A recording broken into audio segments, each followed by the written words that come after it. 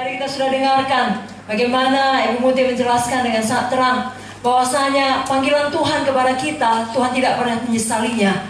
Sejak awal ketika Tuhan menciptakan kita manusia, ada rencana Tuhan, ada panggilan Tuhan, ada maksud Tuhan. Amen. Yang pertama sekali Tuhan mau kita segambar dengan Dia, dipulihkan. Amen.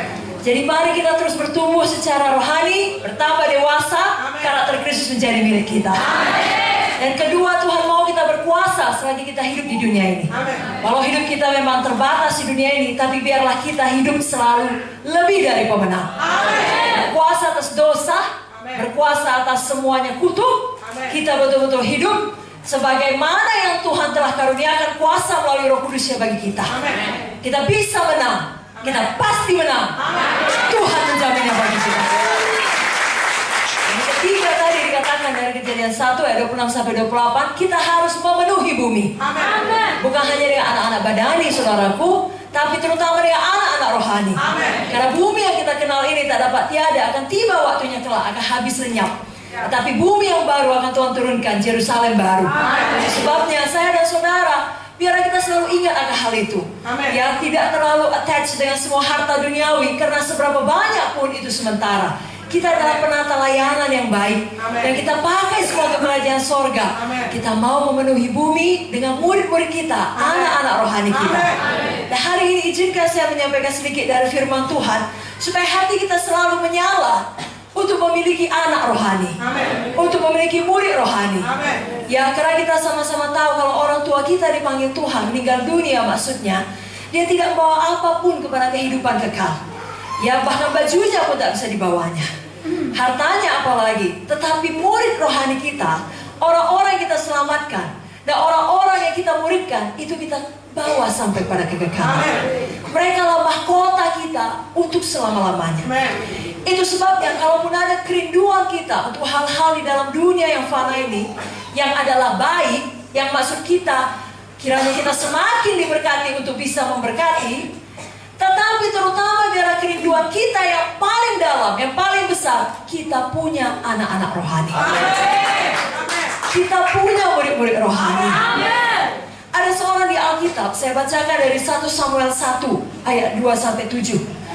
Orang ini mempunyai dua istri, yang seorang bernama Hana dan yang lain bernama Penina. Penina mempunyai anak, tetapi Hana tidak. Orang itu dari tahun ke tahun pergi meninggalkan kotanya untuk sujud menyembah dan mempersembahkan korban kepada Tuhan semesta alam di Silo. Di sana yang menjadi imam Tuhan ialah kedua anak Eli, Hofni dan Pinehas.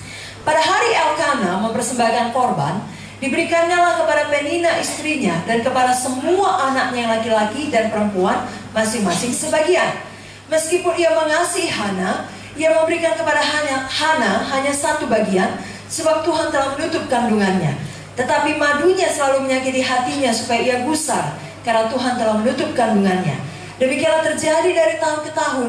Setiap kali Hana pergi ke rumah Tuhan, Penina menyakiti Hana sehingga ia menangis dan tidak mau makan.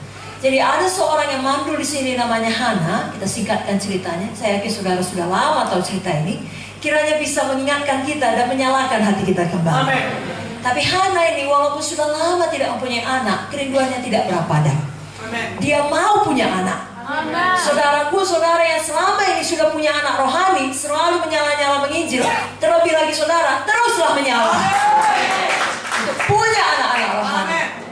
Karena di luar sana ada juga beberapa anak Tuhan atau bahkan hamba-hamba Tuhan sudah tidak lagi begitu menyala, doanya tidak lagi tertuju, terpusat untuk punya anak rohani, tidak lagi terpusat untuk memuridkan jiwa-jiwa, untuk menginjili jiwa-jiwa. Karena tadi kita sudah dengarkan dari Ibu Muti, itulah perintah agung.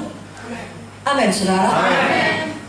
Kenapa demikian? Mungkin karena begitu banyak masalah yang dialaminya di dalam pelayanan, di dalam keluarga, ya, dalam segala aspek lah kehidupan. Dan itu membuat dia jenuh melayani.